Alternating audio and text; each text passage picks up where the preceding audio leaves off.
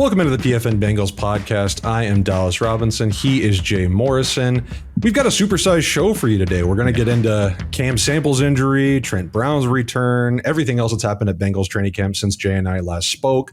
After this, we're going to bring you a conversation we had with Aaron Schatz from FTN Fantasy, the creator of DVOA, the editor of the FTN Football Almanac. We previewed the Bengals season and got Aaron's thoughts on the AFC North. We talked about a Bengals Chargers game book from 1980, all sorts of stuff. We hope you stick around for that conversation, but we've got a lot to talk to today. Jay, how is everything going as we're in the midst of training camp here, preseason right around the corner? How are you doing?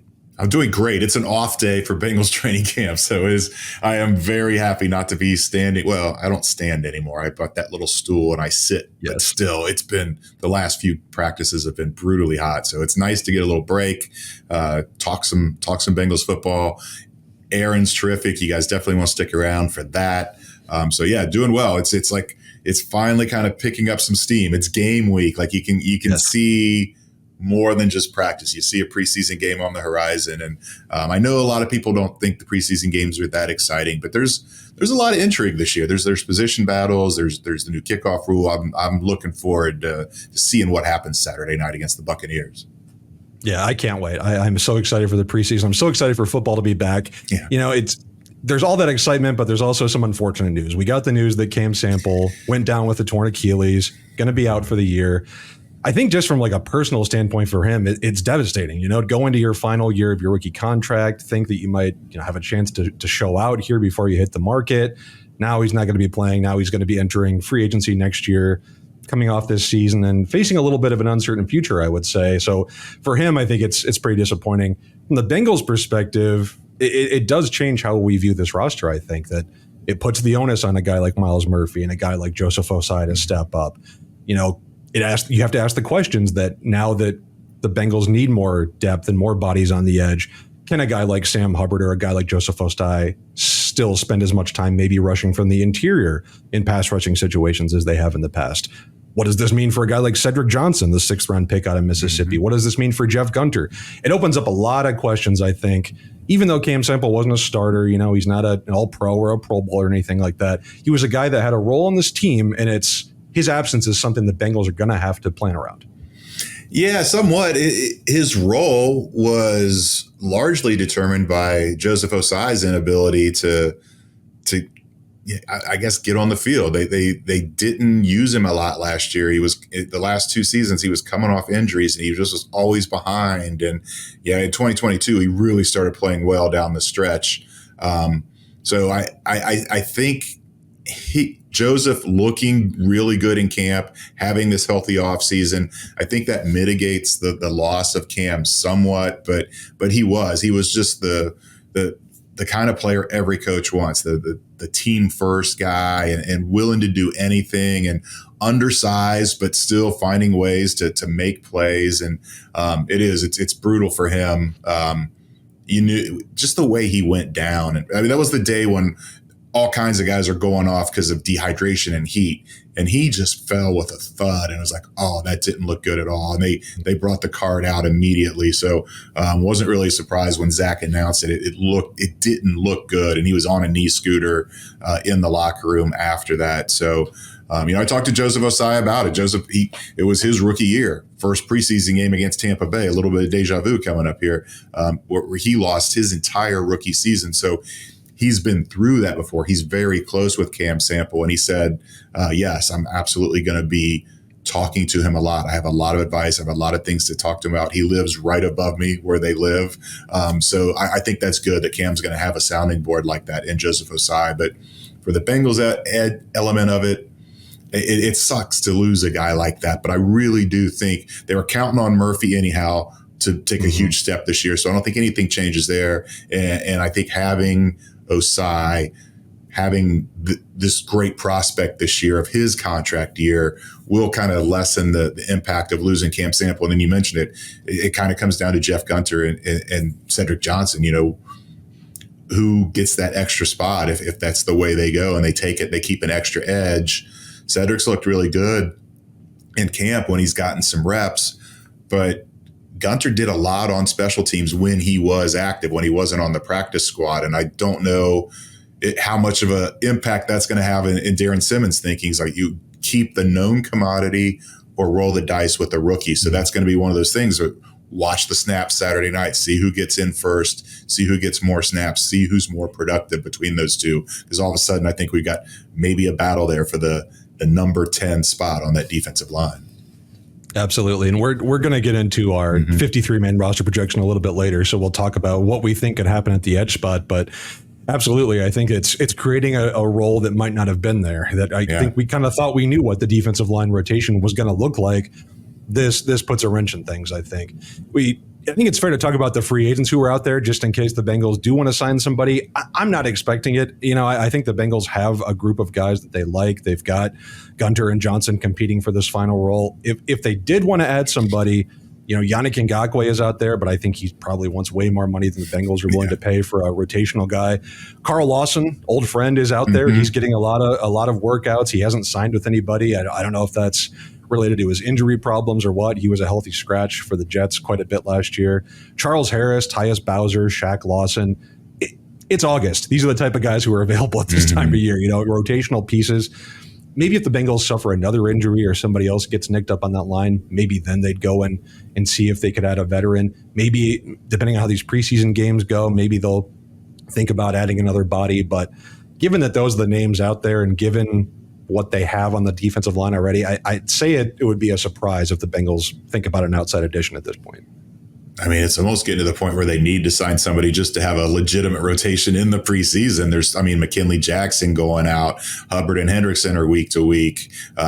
Dominique Davis, Jay Tufele have both missed 5 or 6 practices in a row. There's a lot of attrition on that line right now, and Marion Hobby, the defensive line coach, is going to have some choices to make. I don't know how much BJ Hill's going to play. They are going to be light on bodies in these preseason games, at least the first one. If they sign somebody, though, do you think it would be more of just like a body, though? Somebody who maybe we don't even know their name, not one of these name guys, probably. Is that what you're thinking? Yeah. I'm right there with you. On the offensive side of the ball, Trent Brown is back at practice. He's off the NFI list. How does this change the right tackle battle? Amarius Mims has looked so good and so competent at right tackle.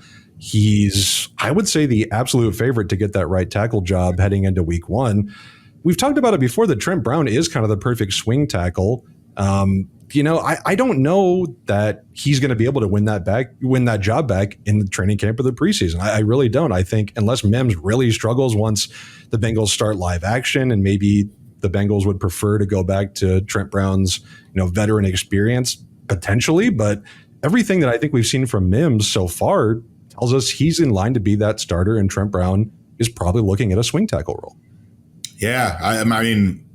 My question is, how does Trent react if he doesn't win the job? And, is it going to be a pride thing? Is he going to pout? Or is he going to be like, hey, I get paid $4.5 million not to do anything on Sunday? I don't know.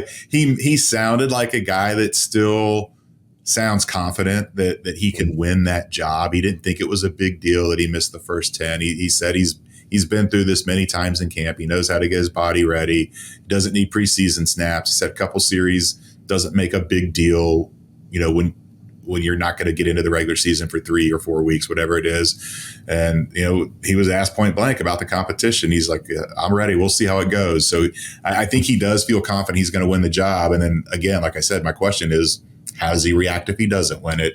The Bengals have had a lot of malcontents at that right tackle job. Yes, and you don't want to see that happen again, because we'll get into that. We'll get into it when we do the 53, but it could be becoming an issue if Trent Brown gets beat out and then becomes a little sullen and there's a little bit of a wedge there. So we'll see how that plays out.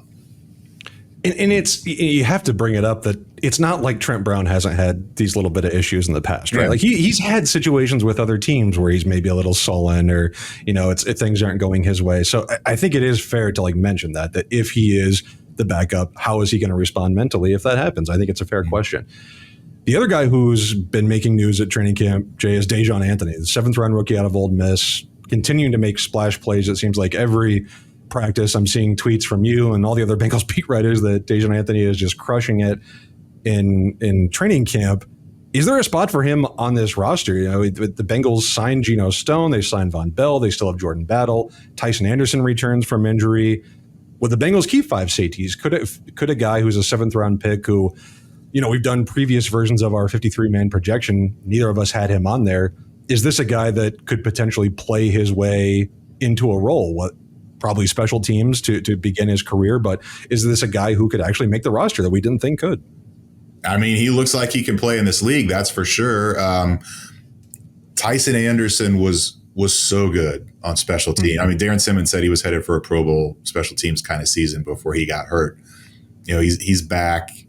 He hasn't been making a lot of splash plays on defense, but we know what his value is on special teams. I'm not sure yet, but it's going to be a good question for Darren is where is Dejon Anthony on special teams? Have you liked what you've seen from him? And then Darren, I think more than any other coach, a lot of coaches will tell you that the practices in camp and the games are all part of the puzzle, and it's used to evaluate these guys. And Darren is really a big under the lights kind of guy. Mm-hmm. That's where guys tell him whether it's too big for them and whether they shrink. And he's had guys that he thought were really coming on, and then they just blow it in the preseason games, and vice versa. Average guys in practice, and then they just excel under the lights.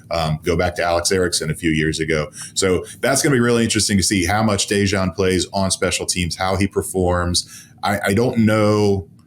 I don't want to tease what I've got when we get to the 53-man roster, but there could be a spot for him. I don't know that he's there yet, but he's doing everything he needs to do to make this team. And it's just the continuance of what he's done his entire career. We're hardly getting any offers out of high school, and he starts at Sheridan College, and then he walks on at Liberty and works his way up there, switches to cornerback, goes to Ole Miss, walks on there, and he becomes a starter.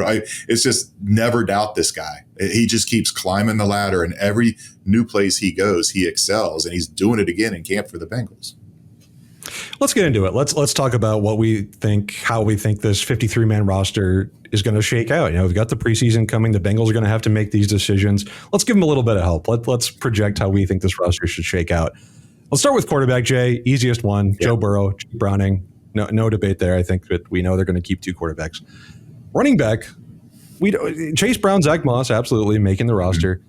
I've got them keeping Travion Williams as the 3rd running back, yep. and that's it. Just 3 running backs. Mm-hmm. No Chris Evans.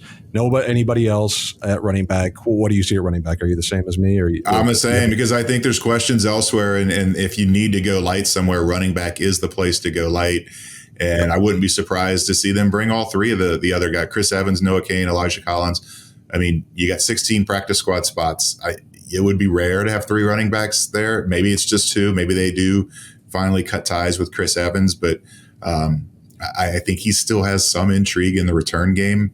So I'm with you for the 53. I just the 3, Moss, Brown, and Williams, and then they'll have some backups on the practice squad if they have an injury and need to go that way. Still holding out a spot in my mind for Samaje Perine when he inevitably gets cut from Denver. I do think he could factor in. Wide receiver, I think it's pretty straightforward. Chase, Higgins, Yoshivas, Irwin, Burton, Jones. Yep. I mean, the 6 guys. Tight end. Now, here's where we can get, I think, maybe have a little bit of a difference. Gesicki, Sample, I'd say, are locks. Eric All is a lock now that he's back healthy. Mm-hmm. I've got Tanner Hudson making it, and I have Tanner McLaughlin going to the practice squad.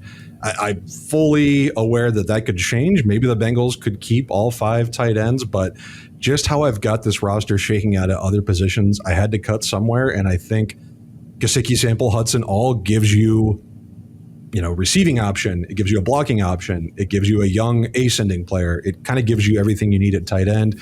You'd love to keep McLaughlin, but I just don't think there's room, so I've got him on the practice squad. Yeah, I think the McLaughlin pick was kind of an insurance play for Eric All, and now that Eric's back, that's one piece of it. The other thing is Tanner Hudson has looked really good. Yes. There's not been any drop off. I mean, a career year last year, Burrow does that for tight ends, and he is making a lot of plays when he's not being the backup long snapper. That has not looked good at all. But on the field as a tight end, he's been terrific, and This isn't just let's just lean on the veteran. He is flat out winning this job. And McClanahan missed some time. He missed 3 or 4, or I think it was 2 or 3 practices he missed, and he's back now.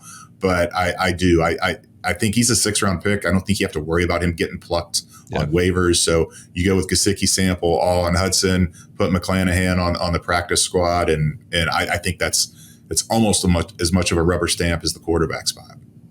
Yeah, I would agree.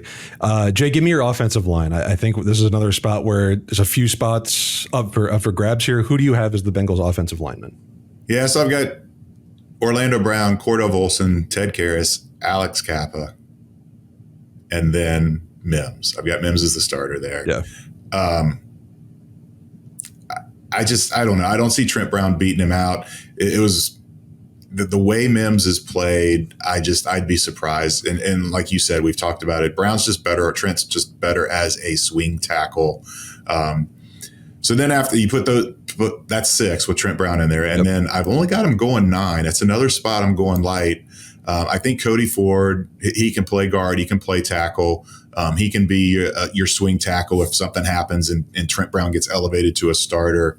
I think Trey Hill figures out a way to stick around. He's ahead of Matt Lee on all the rotations when they are doing practices. And then Jackson Kirkland, the undrafted rookie from last year, has this mean streak, and he's getting a lot of second team reps. And, Deontay Smith has been hurt. That's my 9. I think this is, I don't want to say it's it for Jackson Carman. I don't think he makes the 53, and then they save what they would have had to pay him this year in the final year of his contract and bring him back on the practice squad just as insurance. I don't think he gets claimed. Maybe another team lets him pass through waivers and then they bring him in on a super cheap deal. I don't know. I don't know that the Bengals would miss him. I think it's just one of those things where like we'll cut him. If he gets claimed, so be it. If he doesn't, we'll bring him back on the practice squad. All of a sudden, we're only paying him a third of what we thought we were going to be paying him. But he's not looked good in 11-on-11. He's looked downright ghastly in some of the one-on-ones, and it's just like, well, how much longer can you wait on this guy? This is year 4, and it's just doesn't look like it's ever going to happen for him. And so I thought with him being a 2nd-round pick and them not wanting to kind of have that optic of cutting him after 3 years, it's gotten to the point where it almost seems inevitable that's going to happen. If all those other tackles stay healthy, I do think this is, again, I won't say the end, because I think he could come back on the practice squad. Who knows what happens there? But I'd be really surprised if he makes the 53. Oh, I've got him on the 53, but now you make me feel really, really bad about it. So I've got, basically the same as you, except I have Jackson Carman instead of Jackson Kirkland. I've got Trent Brown as the swing tackle, Cody Ford, and then Trey Hill. My key debate, I think, was actually Trey Hill versus Matt Lee, because I just do think Matt Lee is a really solid prospect, but Trey Hill's been here. I think he offers a little more flexibility in terms of being able to play guard, where Matt Lee might not have the size to do that. If something, God forbid, happens to Ted Karras, are you really going to be comfortable on a Super Bowl caliber team with a rookie 7th-round pick as your starting center who is undersized, who might not be quite ready to hold up in the middle of an NFL line? That's why I give the advantage to Trey Hill. Jackson Carman, I take everything you say, and I agree with it. Jackson Carman has been so disappointing. He's shown a little bit of flashes here and there, but I don't know. Maybe it's just the conservative nature in me of thinking the Bengals will want to stick with a guy who was drafted high and not want to give up. And, as you mentioned, the optics of giving up on a guy who was drafted so high. Wouldn't be surprised if he gets replaced by a Kirkland or Dante Smith if he happens to come back. But for now, I will keep Carman on my 53. We'll see how that works out. Let's talk about defense. Defensive line, I think, we've got the change with the Cam Sample injury. I think we kind of had the guys projected and in roles that we thought made sense. Now that I'm looking at the defensive line, here's how I have it. I've got Trey Hendrickson and Sam Hubbard, BJ Hill and Sheldon Rankins as starters. On the edge, I've got Miles Murphy, Joseph Osai, and then I've got Cedric Johnson making the team. Okay. Now that Cam Sample is out for the year. And then backup defensive tackles, I've got Chris Jenkins, McKinley Jackson, assuming, we don't know what happened exactly the day with the injury, but assuming he's okay. And then I've got Zach Carter. That came down to me between Zach Carter and Jay Tufele. I believe Tufele has been injured and not practicing recently. maybe that gives Carter the edge. He's still got 2 years on his rookie contract. Again, the idea of giving up on a guy who was drafted in round 3 after just 2 years, I think is a little quick for the Bengals. So those are my guys. But I do think Tufele could be in the mix if he gets back healthy. Yeah. I got everything you have there, except I have Jeff Gunter instead of Cedric Johnson. And okay. I earlier when I did this exercise, it felt like Zach Carter was the odd man out, and I didn't have him on the 53. But he's been a solid number 2. And now that Sheldon Rankins hasn't practiced 3 days in a row, and McKinley Jackson went out yesterday, and he's been taking first team reps. And I talked to him after practice on Sunday, and last year at this time, all the talk was, he was too light his rookie year. He played defensive end. They were moving him inside. He wasn't ready for it. He put on 15 pounds. He looked great. He was ready for this big leap, and it just never happened. He struggled to get on the field. It was wildly inconsistent when he did get on the field. And I went up and I was asking him about, what the focus was this season. Last season, it was putting the weight on. And he said he realized that was a mistake, and he's back down to 300. He's back down to his rookie weight, and he feels great. He feels like he's more explosive.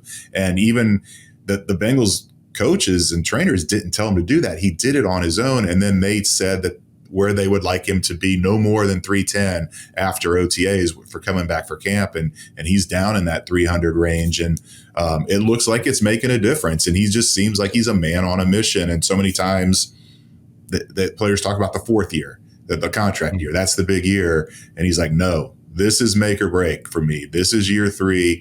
This is when I prove I belong. And I just like the way he was talking. I like what I'm seeing in the rotation, how they're really leaning on him and putting him in early.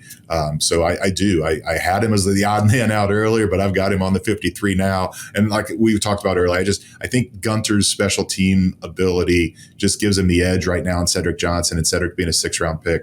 I don't think the Bengals have to worry about him getting plucked if they cut him. No, I would agree. And I could easily see Gunter making the team too, but we both have 10 defensive linemen. Yeah. So that's our projection for that. Linebacker, I think pretty straightforward for the top 4. Logan Wilson, Jermaine Pratt are your starters. ADG and Joe Bacci are your backups. That 5th spot, I think, is a little up for grabs. Maybe the Bengals only keep 4 linebackers. Like, they have to cut somewhere. Is it possible they only keep 4? I've got them keeping Aaron Casey, the undrafted free agent. They give him a $15,000 signing bonus. I think he could help out on special teams, but any of the backups the Bengals have, I think, are still in that competition for linebacker. Do you have them keeping 5, Jay, or did you cut down and have them go light at linebacker?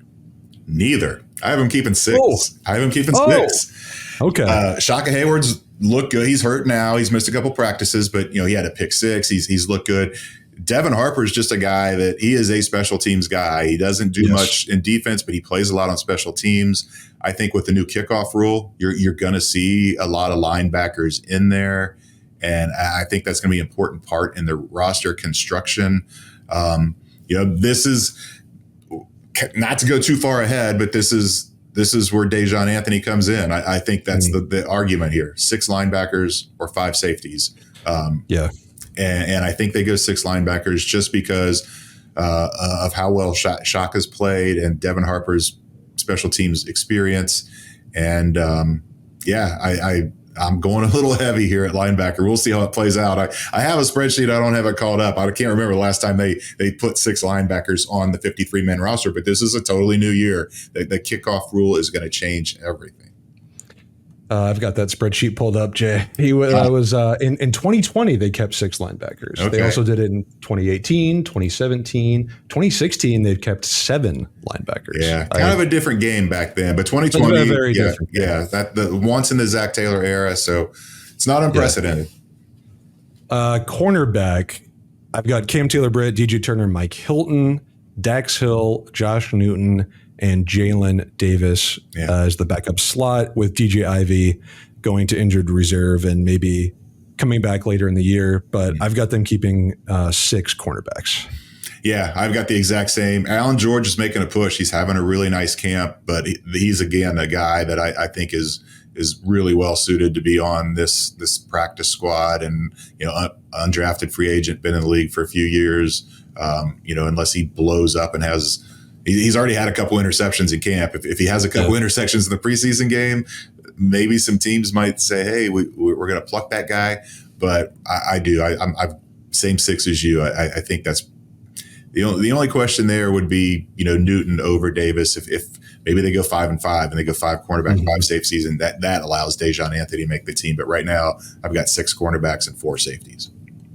All right. So you have Dejon Anthony not making the roster. So right now, I've got Geno Stone, Von Bell, Jordan Battle, Tyson Anderson, and then I have Anthony making the roster as the 5th safety right now.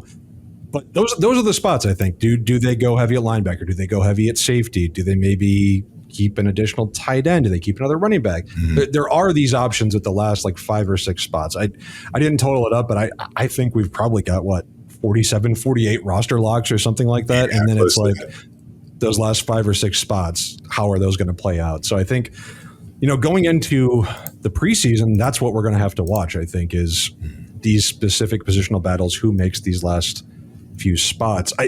I think there is a scenario that's kind of interesting where all 10 draft picks do make the roster, right? In my projection, I've got all of them except for McLaughlin. I guess I'd have to figure out a way for him to get in there, but there is a scenario, I think, where all 10 picks make the roster, which I don't think we would have ever thought when going into the draft, when we thought, oh, there's no way that these players are all going to be on the 53. It's probably not going to happen, but there's a non-zero chance it could happen. Yeah, I think it's going to take an injury at tight end for that to happen for McLaughlin to get on, but yeah, the rest of them all have a really real shot.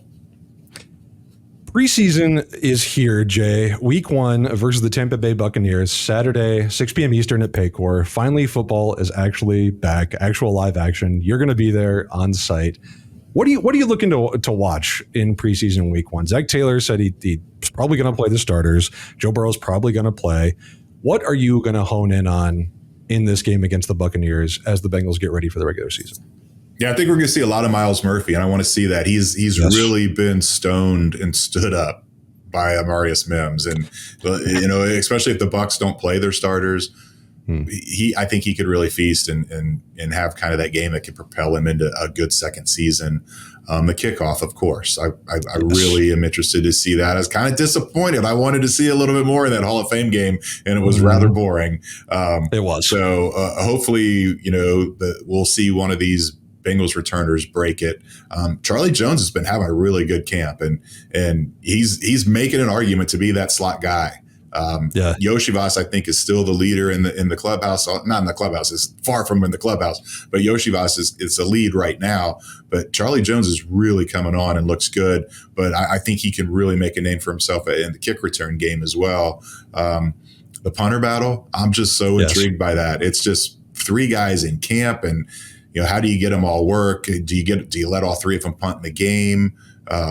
This new guy, Ryan Rico, is just unreal. Some of the punts he booms, but he's inconsistent. That's why he's available. That's why they signed him.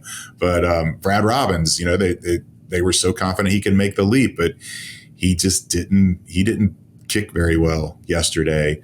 So what's he going to look like in a game situation? It was the opposite last year, where Darren Simmons said he looked great in practice and he just struggled transferred into the game. So a lot of intrigue there for the punter battle.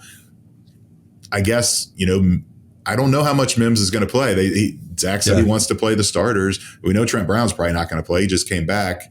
A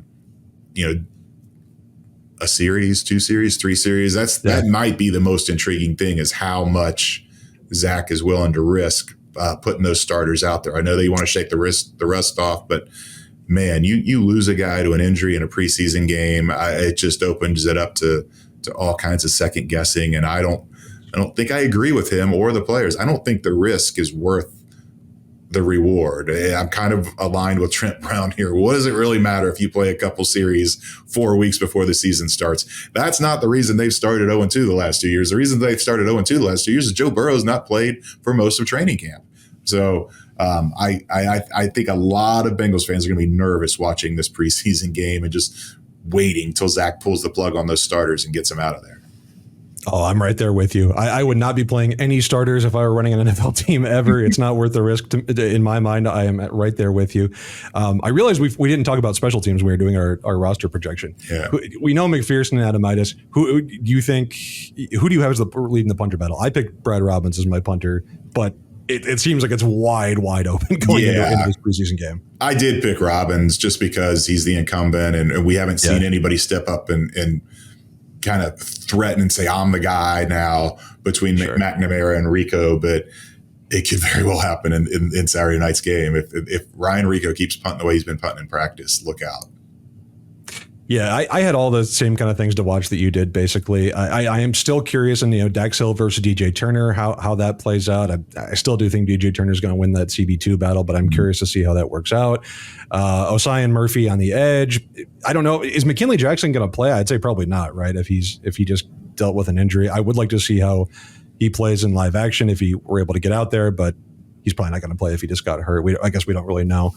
And then those young tight ends, just seeing how, if Eric All gets out there, if Tanner McLaughlin, if he gets out there, seeing how that group can look, seeing how that depth chart can actually play out, I think is going to be interesting. And then just see how Joe Burrow looks, obviously. See how he looks against live action, to see him back out there. And like you said, pray he does not get hurt and no one on this Bengals roster gets hurt. I think that that's going to be our number one concern, I think, as we watch against the Bucs. That's all we've got for today, Jay. Everyone, please stick around. We'll be having Aaron Schatz on right after this. Great preview of the Bengals season. Yeah, please stick around for that. We'll be back next week previewing next week's preseason game and talking about what happened against the Bucs. Stick around for Aaron. We'll be back next week. Joining us now, the Chief Analytics Officer at FTN Fantasy, the creator of DVOA, and the editor of what is, for my money, the best NFL preview guide on the market, the FTN Football Almanac 2024. It's Mr. Aaron Schatz. Aaron, how you doing today? Hey, I'm good, man. I made it through the book season. We got the book out early. I'm ready for preseason. Preseason games start this week. I'm ready. It's time. We're actually here. It's. I can't believe football is actually here. I've been with you since the Pro Football Prospectus days, going way back to these preview guides. There's so many stats and so much information here in this almanac. We'll get into all that as we talk with Aaron.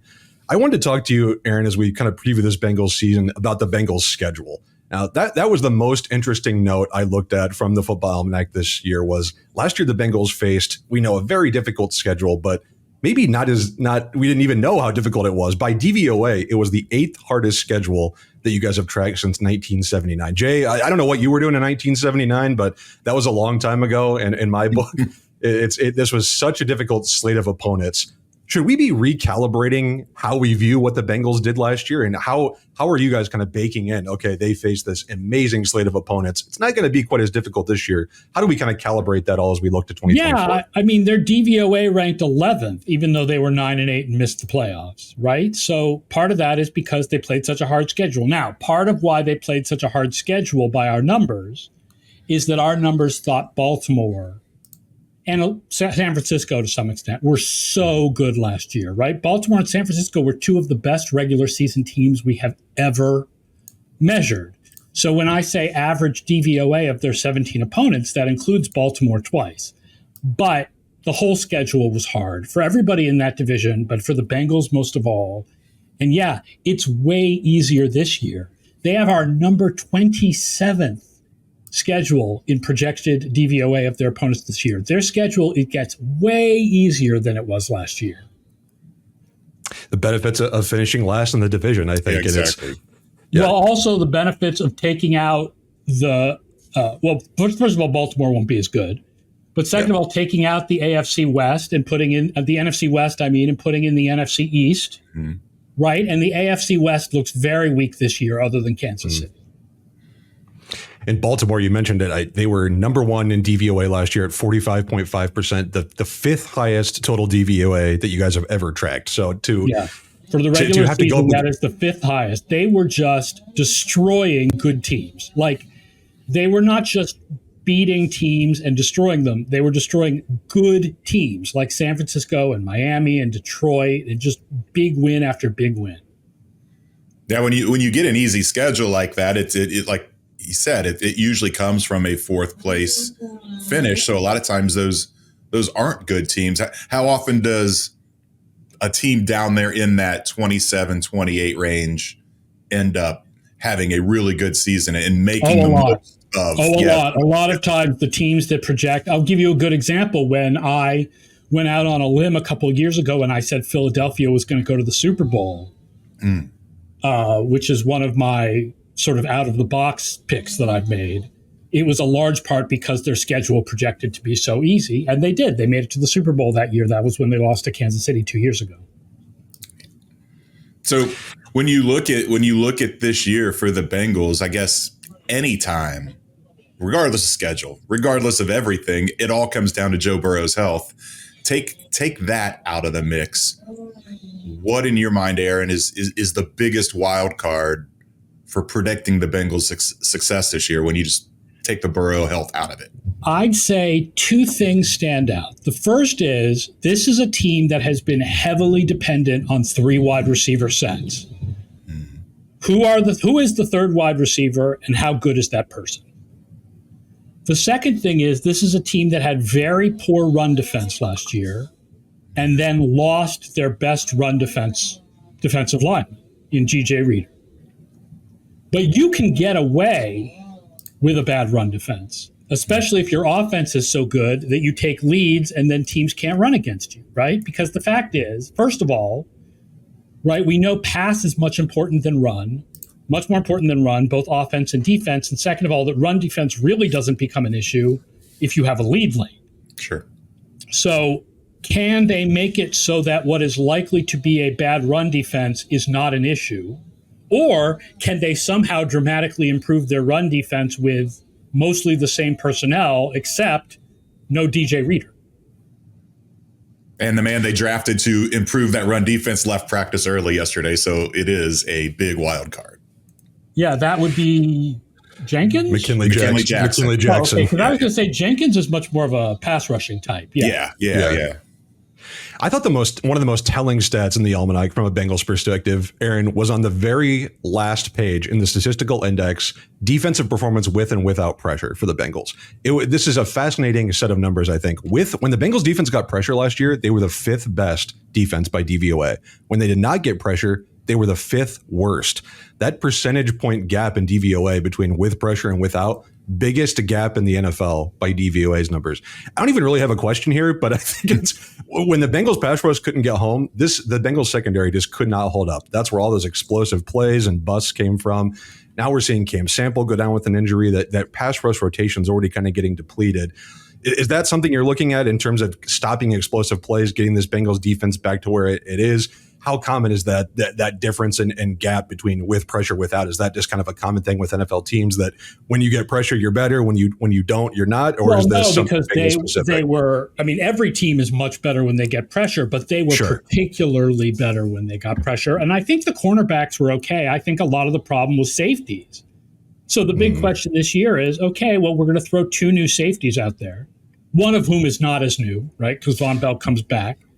But what does Geno Stone look like? He had such a breakout season last year. I think you have to ask some of the same questions about Geno Stone that I'm asking about Patrick Queen in Pittsburgh, which is how much was him and how much was Mike McDonald's defense, and what happens now that he's in a new scheme on a new team. So that is sort of an interesting question. But, I mean, I think they feel good about their cornerback position. Right, I don't think they feel like, oh, we've got these guys that get lit up all the time. I think they feel good. Like, we've got some young cornerbacks on the rise. So it's just sort of, a lot of it sort of depends on how the safety coverage is. It's a really good point about the safeties, and I think comparing it to Patrick Queen too, because not only that they were kind of benefiting from playing under Mike McDonald, but Patrick Queen got to play alongside Roquan Smith, the best linebacker, one of the best linebackers in the NFL. Geno Stone got to play with Kyle Hamilton and Marcus Williams. He was surrounded by some pretty good players too. So I think it is fair to wonder if Geno Stone can offer that same level of play, and whether Von Bell coming back is going to help fix some of those communication issues. Yeah, and it's funny. Go ahead. Go ahead, Aaron. No, you. I was going to say it's weird that we're talking about this easy schedule, yet I think in a lot of people's mind the AFC North is the hardest division in football. I mean, just what you guys were saying about Baltimore. Obviously, they were terrific last year. Should be good again this year. Cleveland, Pittsburgh. I'm wondering, you do DVOA for teams. You'd break it down DVOA for offense, for defense, all that. If you were to do DVOA for an entire division, where do you think this AFC North would rank this year? I think it's the best division in the game. Yes. historically. And we're lower on Pittsburgh. We're lower on Pittsburgh than I think a lot of people are. I do think this is going to be the first year that Tomlin doesn't have a 500 or better record. But they're still better than New England, which is the other division, pretty good division is the AFC East, where the three teams are really good. I mean, the Jets, we don't exactly know what's up with Rodgers at age 40, but still, defense is really good and everything. The schedule being easy is not about the division. Right. It's about who else they play, right? Because all four of these teams have easy schedules. Because they play the NFC East, where we're not high on Washington, with the acknowledgement that we could be wrong if Jaden Daniels turns into a dude. And we're not high on the Giants. And we're not high on the entire AFC West other than Kansas City. And even Kansas City may be able to kind of sleepwalk their way through the season because they pretty much have the division sewn up from the get-go. And then when you look at the other games that Cincinnati plays, the three games that are different from the rest of their division, one of them is Carolina. Like, that's nice and easy. And one of them is New England, right? Which means they get the easiest of the four AFC East teams. And then the last is Tennessee. So, they have an easier schedule than the rest of the division. Yeah, and they get Carolina and Washington right out of the gate. Those two, weeks 3 and 4, New England week 1. So, yeah, that is a great chance to start early. I'm curious what you said about Pittsburgh. Is it the quarterback position alone, or is there more to it? We have their defense declining a little bit. Guys are getting older. There are reasons to think their defense might decline a little bit. And then their offense, we had their offense weirdly high last year because of schedule. They played the hardest schedule if you only look at opposing defenses rather than looking at, right? Cincinnati played the hardest schedule overall. But if you just look at opposing defenses, Pittsburgh played the hardest schedule. So we feel like Pickett and Rudolph were a little bit better than they looked. And Wilson's going to come in and he's going to be meh. Or Fields is going to play and he's going to take a gazillion sacks. And so they're in they have to play Baltimore twice, Cleveland twice, and Cincinnati twice. Sure. It's just, they have the hardest schedule in that division. Let's talk a little bit about injuries. I think by and large, the Bengals were actually a decently healthy team last year. It might not feel that way because Joe Burrow was hindered at the beginning of the year and went out with a season-ending injury later. But you guys had the Bengals at 10th in adjusted games lost, 6th best on offense, and 3rd best on defense. Cam Taylor-Britt had a little IR stint. Chase Brown was injured. T. Higgins, Sam Hubbard, they were banged up for a little bit. DJ Reader missed the last 3 games of the year, but overall pretty healthy. Offensive line has been healthy for most of 2 years. How do you bake that in when you kind of assess the Bengals? Do you factor in the idea that even if Joe Burrow is back healthy, that maybe the Bengals are due for a little bit of regression on the injury side elsewhere on the roster? It's interesting because instead of using AGL as a variable in the projections, I give the value of the players coming back. Okay. And the thing is, they don't have that, right? Some teams have a lot of players coming back and they get value for those players coming back. Cincinnati doesn't have players coming back except Burrow. But here's the thing about Burrow. Jake Browning last year was as good as Burrow. Now, in the long term, that's very unlikely to continue, right? Burrow is very likely better than what he played last year. And Browning is very likely not as good as what he played last year. So, of course, in the long term, you want Burrow to be the quarterback. But by getting Burrow back, you're not getting that much of an advantage over what Browning did because Browning played so out of his gourd career year. So that's the sort of interesting thing about the Burrow injury. It's not the same as the Chargers all of a sudden having Justin Herbert instead of Easton Stick. The gap is not like that if you look at how Browning actually played rather than what we would expect from Browning in the long term. It's an interesting point because I've been thinking, is this Bengals offense underrated at this point? It's listicle season around the NFL. We're seeing all sorts of top 10 rankings. Some lists have the Bengals as a top 10 offense. Some don't. I think that if you look at from a holistic view, yes, they lost Tyler Boyd, but they're replacing Tyler Boyd with some combination of Yoshivas or Burton and Irwin. Chase Brown and Zach Moss might offer more in the running game than Joe Mixon did. You might upgrade at right tackle. You've got continuity at play caller.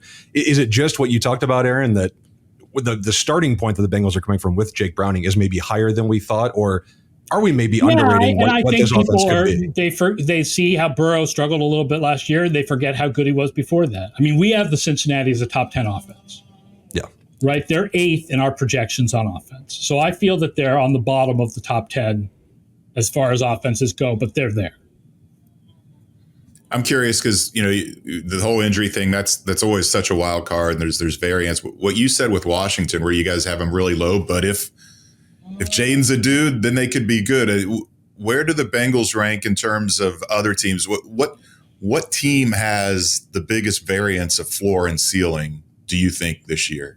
I'll say that I've always tried to build the projection systems so they did a better job of capturing the fact that some teams have a much wider range of possibilities. I've never really done a really good job of it, but just our knowledge subjectively, we know that certain teams have a bigger range of possibilities. And this year happens to have a lot of those teams. And Cincinnati is not one of them. Right? If you think about this year, you have all the teams with either rookie quarterbacks or Anthony Richardson, who's effectively a rookie quarterback, where you're like, there's a wide range of possibilities for what those teams could be because of the rookie quarterbacks. And then you have 2 teams with old quarterbacks coming off Achilles injuries. Those are also offenses with a very wide range, I think, of possibilities of what they could be. And then you also have a couple of other offenses, in particular Arizona, where Kyler Murray has never lived up to what he did 3 years ago, but we know that that potential is there. So they would seem to have a wide range of possibilities for what they could be. Whereas I feel like Cincinnati, we kind of know what they are. Mm-hmm. Like, there's, every team in the NFL, there's a lot of variation and possibility, certainly. But I feel like they're one of the teams with a lower amount of variation. We pretty much know who they are. They're pretty average on defense. They're a good offense. It's hard to imagine that Burrow will be as mediocre as he was last year. If he's healthy, he'll be better because he just is better. So it feels like Cincinnati, they're not, the team I talk about a lot as being boring and we know exactly who they are is New Orleans. But Cincinnati is sort of in that range of, not of mediocrity, but that range of, we kind of know who they are. Yeah. Predictable, but not boring. Yes. All right, we're talking about the current version of the Bengals. Let's turn back the clock a little bit, Aaron. I wanted to ask you about something you tweeted back in May. You tweeted that you had found the missing Bengals-Chargers game from Week 9 of 1980. I remember talking with you at the Super Bowl about this, that you were looking for this game. What does that mean when you say you found the missing Bengals-Chargers game from Week 9 of 1980? Jay, maybe you were at this game. I don't know. You absolutely. I hope you weren't, because the Bengals got killed. That was not a good year for Ken Anderson, and that was not a good game for Ken Anderson. Our friends at Pro Football Reference put me in touch with John Tooney, who is the guy who compiled the sacks pre-1982. Right? People might know sacks were not an official statistic until 1982. And they recently, all the old sack numbers for guys like Deacon Jones were all added to PFR through the research of this guy, John Tooney. And he had a copy of the game book. I don't know where he got it because we couldn't find it. Cincinnati is a team that we have had a lot of problems with. They did not keep their old game books, and they do not have a lot of video collectors. So they're a team that's missing a lot in our old data that it's been difficult to piece together. But we found this game and we pieced it together. So we are now missing 4.5 minutes of one game from 1979. And I think that's it. And now we're working on 1978, and we're seeing how much we're going to be missing from 1978. So 1980, you've got 1980 complete. This was the last bit you needed from 80. Interesting. Okay. Every play.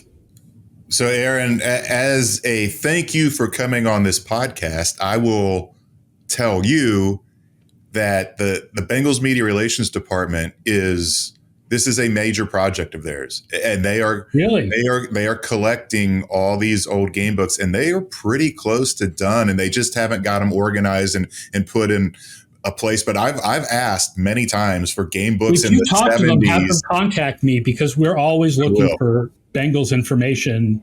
I think a couple of the 1978 games that are missing are Bengals games.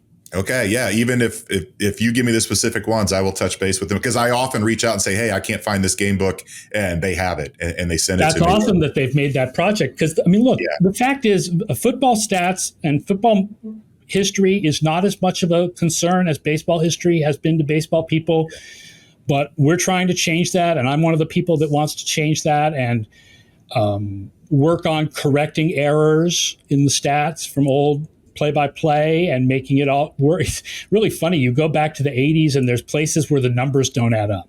Yeah. Right? Like where they can't add to 10 correctly. Yeah. It's messy. It's like baseball from the 1910s, and it's only 30 or 40 years ago. Right. But I would love, that would be great, man. You want to get the history of everybody. Yeah. Happy to help. All right. We'll get you out of here on this. I'm not going to ask you for your Super Bowl pick, Aaron. I mean, I'm not going to tell the guy who basically invented NFL analytics that the playoffs are a crapshoot. I'm not going to go there. I do want to ask for one prediction, though. Who do you think is going to rank first in total DVOA next year? We mentioned Baltimore was 45.5%, fifth highest of all time. It doesn't sound like you think Baltimore's going to get there again. Who do you think is going to end up at number one in DVOA? I mean, I feel like if you're going with probability rather than gut, the answer to every question this year has to be San Francisco. They have just been consistently good, amazingly good on offense, very good on defense, very consistent. They didn't lose a lot in the offseason. It's very hard to believe that they won't be the top. It's not hard to believe that they won't be the top team, because there is so much randomness in the NFL. It's hard to believe that they don't have the best chance of being the top team. And in particular, because of the disconnect between the conferences, it's hard to believe that they don't have the best chance of winning the Super Bowl. 8 of our top 12 teams in projected DVOA are AFC teams, which means we could be right about all 8 teams, and one of them has to stay home. How much does that change for the 49ers if they trade Brandon Ayuk in the next few days? I think they drop a little bit if they trade Brandon Ayuk. I still think they're the best team in the NFC, but they're not like head and shoulders ahead of Detroit and Dallas if they trade Ayuk. Makes sense. Aaron, thank you so much for joining us today. Everyone go out and pick up the Football Alder Outsider. We both have copies here. University of Cincinnati boy on the cover. Absolutely, yeah. Everyone go pick that up. It's just chock full of information. I've rated it every year. It's the best preview guide out there. Thank you so much for joining us, Aaron. Everyone, thanks for listening. FTNfantasy.com/almanac is where you get the online version. Amazon is where you get the printed version. Everybody check it out. I'm a printed version guy. I can't read on a screen. I've got to get the printed version, but everybody do what you want to do to get this almanac. Everyone, thanks for listening. We will be back next week.